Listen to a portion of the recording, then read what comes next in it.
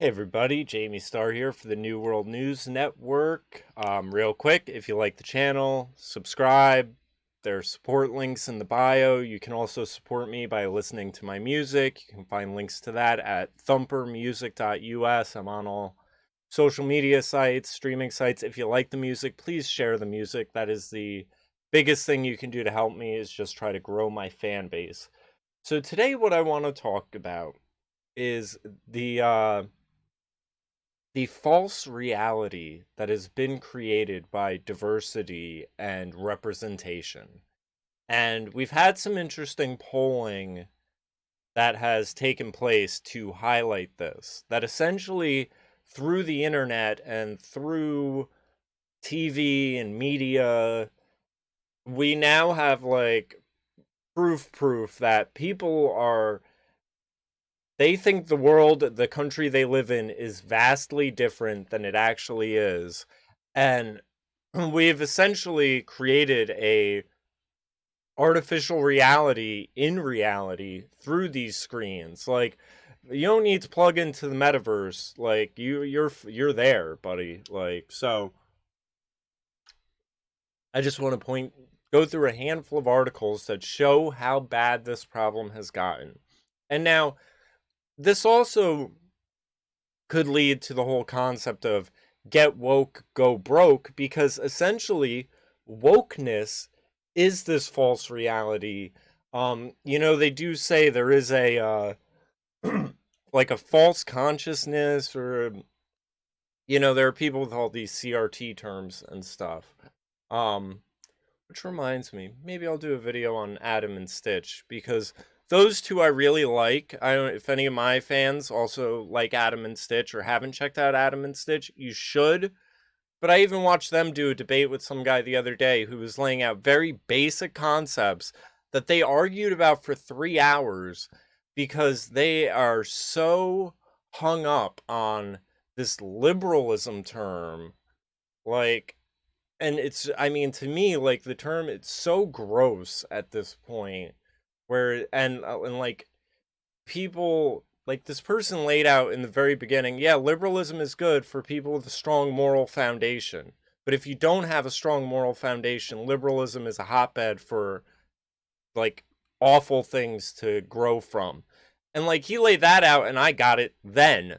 And then it took him like 2 hours to try to get Stitch and Adam to wrap their fucking brains around it, because they're so hung up on liberalism is the cure for all of this. And it's not. So, anyway, back to what we're talking about here: diversity and representation. We hear this all the time: diversity and representation, the ESG scores, and all of that. So now it's gone on long enough that we know the effects of some of this. So we'll start first with the race thing. We see here these graphs, and they get updated all the time now, where these media sources for the past, what was that, 70, 80, 90, 100, for 50 years now, they would talk about racism here and there. And we can see in the 90s, where we had that little political correctness try to pop up and it just didn't happen. And then once Obama got into office, racism everywhere. Like, the just the amount of times racism is mentioned. So it's obviously created the perception in people's minds that this is a problem. You know, like, I guess here, for instance, is a sampling of the titles of opinion pieces and news stories published in the past month by the country's two most influential newspapers. When black people are in pain, white people just join book clubs. Black activist wonders, protesting just trendy for white people. To white people who want to be one of the good ones. America's enduring caste system. Our founding ideals promise liberty and equality for all. Our reality is an enduring racial hierarchy that has persisted for centuries. So you just basically have these people who, their whole grift is racism everywhere. Ryan Long actually this week just did a really good skit about it. Like, these two bloggers who've made it their life mission to find the racism in everything. It's the Anita Sarkeesian thing. There's racism, sexism, and homophobia and everything, and you just have to point it out. So that's one aspect of it, of the just racism everywhere, talk about it all the time, obsess over it. And it's again created this perception in people's heads that this is an issue. This is the, it's like the saying perception is reality, but it's not reality, but it has people functioning as if it is. So let me slide this over just so everyone can get a better view of it. So there's that graph. There's all the details of that. This is, they ask people how big of a problem is racism in the US. And here we can see where it's sort of flipped, and it's like the white liberal is just concerned that it is the be all end all of all problems. And I've always said, I mean, this is realistically, this is great, because if the main problem of the country is people's opinions, well, fuck them. I mean, really. Like, I'm a musician. There are people who don't like pop music. When I was growing up, like, I'd be going to a hardcore show, and on my way to the hardcore show, I'd be listening to Janet Jackson. Like, and there are tons of people who in the hardcore scene are like fucking like hardcore purists, where everything else is just garbage, pop culture garbage, and this and that. And like, at the end of the day, eventually you find out, oh, Rage Against the Machine and Marilyn Manson and all of your edgy rock groups, yeah, they got the same boss as Britney Spears. They're being put out by the same people who put out Britney Spears. So you thinking you are factioning and, it's one against the other, and this is real music and that's not real music, and this, fuck all that. There are people who don't like my music. Good. Find the music you like. I'd feel the same thing about my race or my sexuality or any of that. Hey, if you got a problem with it, go on. Like, I mean, even it was funny, like, hanging out with Martina and Jack. Hanging out with them, Martina's like, oh, I'm doing a facial treatment. Like, I don't really want to be, like, seen by a lot of people. Is anyone else going to be there?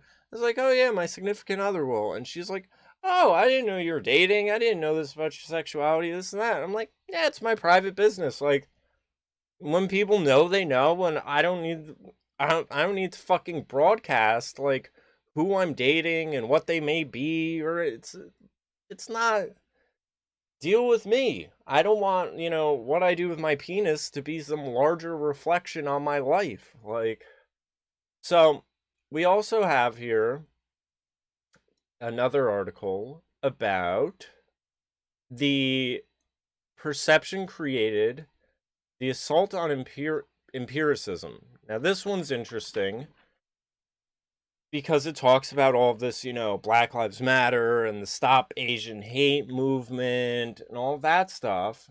And let's see. So here's the interesting part. All right, let's start here. Black Lives Matter activist Cherno Bikos stated on primetime television in 2015 that an innocent black person is murdered by American police every 28 hours, while star attorney Benjamin Crump hinted at an even higher total in a 2019 book he titled Open Season: The Legalized Genocide of Colored People. These sort of claims have become conventional wisdom on the political left. A well-run large end study from Skeptic Research found that 54% of Americans who identify as very liberal believe that the average number of unarmed American black men killed annually by police is somewhere between about 1,000 and more than 10,000. A major empirical survey conducted by the political scientist Eric Kaufman in April 2021 found that 80% of African Americans and 60% of educated white liberals believe that more young black men die annually at the hands of police than in car wrecks. Okay, the actual number of unarmed black men killed by police last year was 17. 17.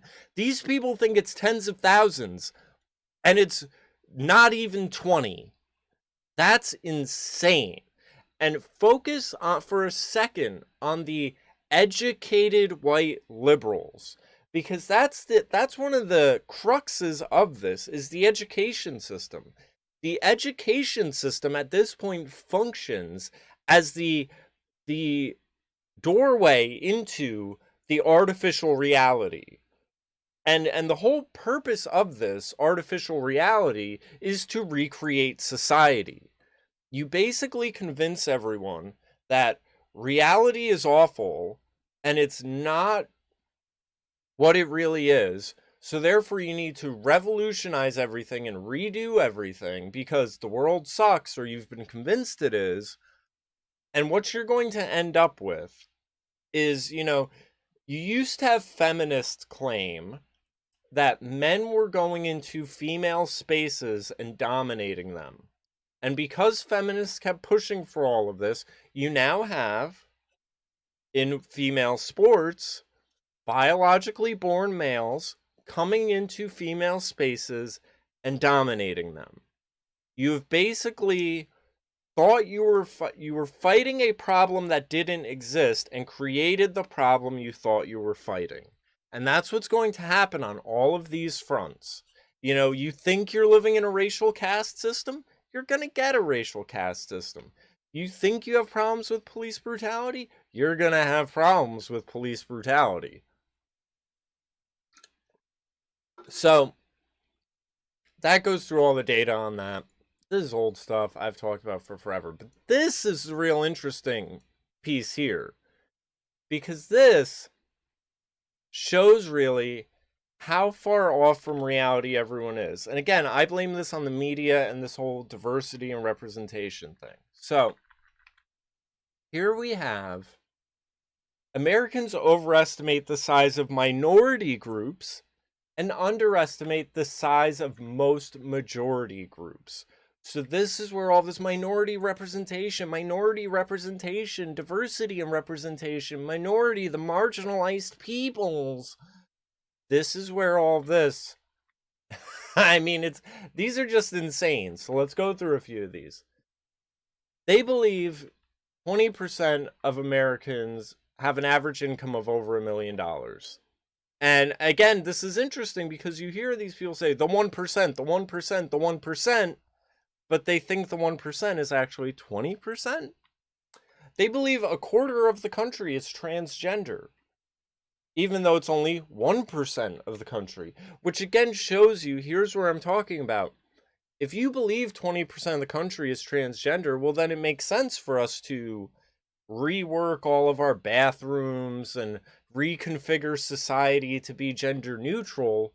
But again, you're reshaping society around 1% of the people because you believe they're 20%. They believe 20, I'm just making sure I'm getting my lines here, although it's only a difference of 1%. They believe 27% of the country are Muslims, even though it's only 1%. They believe 27% of the country is Jewish. I mean, I would love for someone to do a consolidation sort of chart of like combining these that could present like the liberal worldview, where it's like, okay, so if 27% of the country are Muslims and 20% are transgender and 30% are Jewish and 30% live in New York City, like, so how many like bisexual Muslim millionaires are there? You know what I mean? Like, when you combine the stats, what do you end up with? Like, are we talking like, I don't know. Like, I mean, it seems like there would be a lot of like transgender Jewish vegans, like just out of like the overlaps you would have to have here. That's what I'm getting at. Like, I'm sure the overlaps in these breakdowns would be hysterical. So, they believe 30% live in New York City. It's only 3%. 30% are gay and lesbian. Like, it really seems like there's just a lot of thirds assumptions. Vegan or vegetarian. See, this one I thought was very interesting. They think 30% of the population is, but only 5% is. But you see it so much where it's Beyond Meat and Try the Impossible Burger, and all of our meatless options, and schools doing meatless Mondays. Like, it is pushed upon people. It is forced upon people, like all of this stuff is. And again, creates the perception to people that the world is vastly different than their day-to-day reality.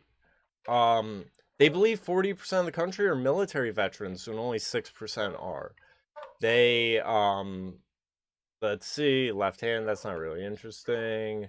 They think 41% of the country is black when it's only 12%. See, this is interesting because if you turn on commercials lately, you barely see a white person in a commercial anymore.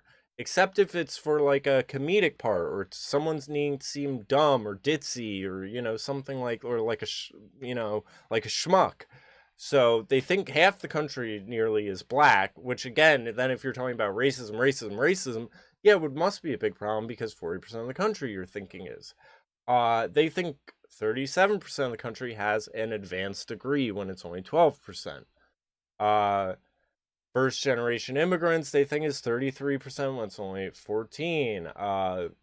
They think 39% of the country is Hispanic when it's only 17. Again, I'm wondering, so it's like, if if third where are we at? If 39% are Hispanic and 40% are black, then what? 10% are Jewish Asian whites? Like, none of this even is consistent within itself. They think 50% of the country owns a gun, only 32%. I wish it was 50. Um let's see. Are Democrats. They think 51% of the country is when it's only 42%. We see this with abortion, especially, where it's like, no, the majority actually is against abortion, not for it. Um, they think 56% of the country is obese when it's 42%. Either of those are awful. Um, it's interesting. The closest gap here they have are Republicans and are married and have at least one child. That's only percent off. Voted in the 2020 election is percent off. Are white.